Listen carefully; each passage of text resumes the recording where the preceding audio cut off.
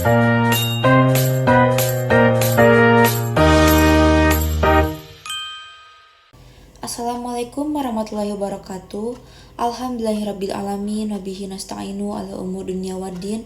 Wassalamu ala asrafi anbiya'i wal mursalin.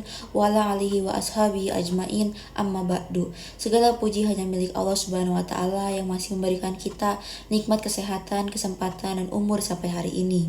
Salawat dan salam semoga selalu tercurah kepada Nabi kita Nabi Muhammad Sallallahu Alaihi Wasallam, keluarga, para sahabat, dan seluruh umatnya hingga akhir zaman. Sebelumnya, perkenalkan nama saya Tiara Chandrawinata dari kelas AB5. Pada kesempatan ini saya ingin mengajak kita semua untuk merenungkan kembali tentang ibadah yang sudah sangat kita kenal, yaitu puasa. Meskipun setiap tahun kita melaksanakannya, sebenarnya masih banyak hikmah dan pelajaran besar di baliknya. Nah, teman-teman sekalian, puasa adalah ibadah yang bukan hanya menahan lapar dan haus saja, tapi juga latihan menahan kesabaran, pengendalian diri, dan penyucian hati.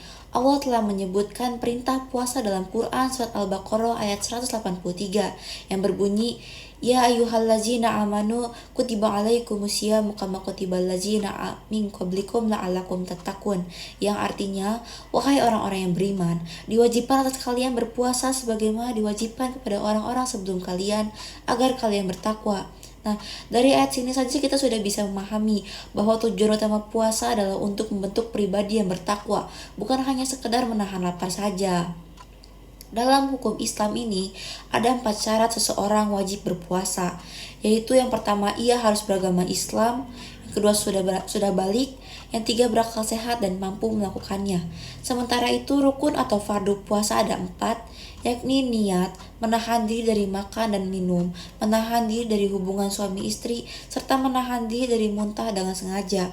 Hal-hal yang membatalkan puasa juga perlu kita pahami, jumlahnya ada 10. Di antaranya adalah masuknya benda ke dalam perut secara sengaja, muntah dengan sengaja, melakukan hubungan badan di siang hari, keluarnya mani karena bersentuhan, haid, nifas, gila, dan murtad.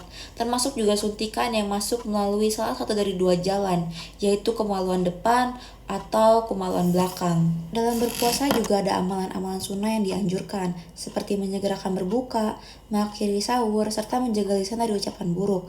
Rasulullah Shallallahu Alaihi Wasallam bersabda, Man lam yada qaula azur wal amala bihi falaisa lillahi hajatun fi an yada ta'amahu wa syarabahu, yang artinya, siapa yang tidak meninggalkan perkataan buruk dan perbuatan maksiat, maka Allah tidak butuh dia meninggalkan makan dan minumnya.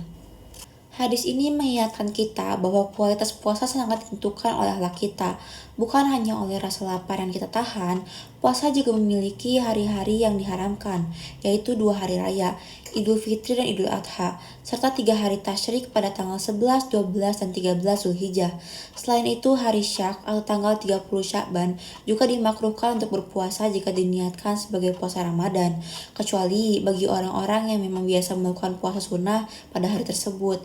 Nah, teman-teman sekalian, ada satu perkara penting terkait kafarat bagi orang yang membatalkan puasa Ramadan karena berhubungan badan dengan sengaja di siang hari. Hukumnya adalah wajib qada dan wajib membayar kafarat berupa memerdekakan budak. Jika tidak mampu, maka wajib berpuasa 2 bulan berturut-turut. Jika tidak mampu lagi, maka wajib memberi makan 60 orang miskin masing-masing 1 mud atau sekitar 6 ons makanan pokok. Ini menunjukkan betapa beratnya pelanggaran tersebut di sisi Allah.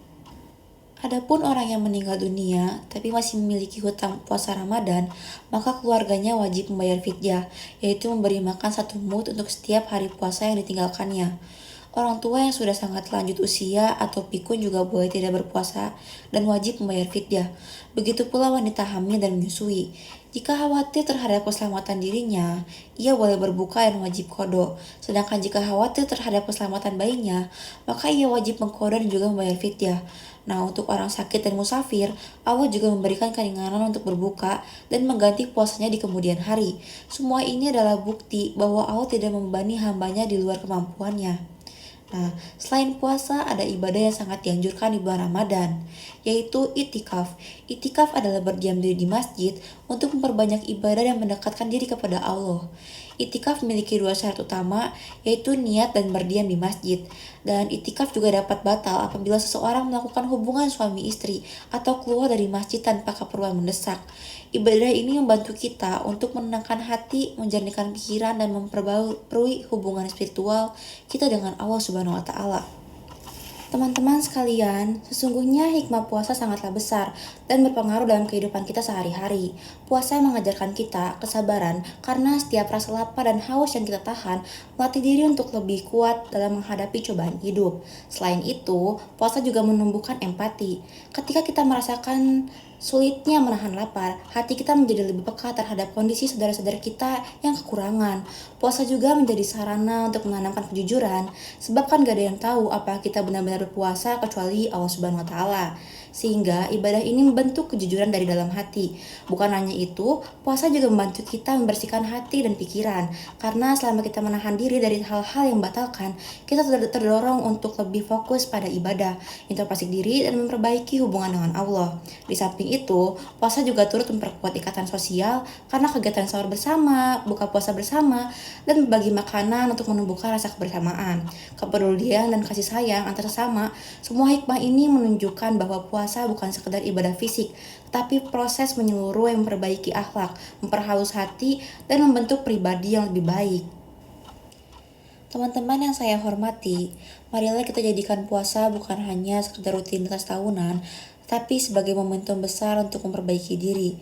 Jadikan Ramadan sebagai bulan pembiasaan diri dengan membiasakan sabar, jujur, menjaga lisan, menahan amarah, dan memperbanyak ibadah. Semoga setelah Ramadan berlalu, kualitas ibadah kita meningkat dan kepribadian kita menjadi lebih baik. Semoga Allah Subhanahu wa Ta'ala menerima seluruh amal ibadah kita dan memberikan kekuatan untuk terus istiqomah. Mohon maaf bila ada kesalahan kata.